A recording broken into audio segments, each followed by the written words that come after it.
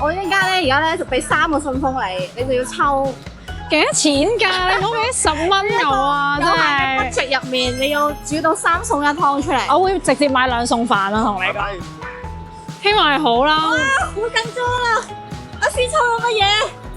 喂，唔係啊嘛，30蚊，我真係買雙餸飯都唔得喎，雙餸飯都要35蚊喎。30、50同80，點解你可以抽到個最細嘅？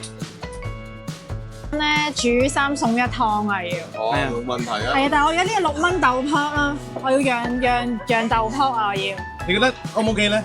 就 OK 啦。幾錢啊？真係死命命問幾錢？30蚊，30蚊。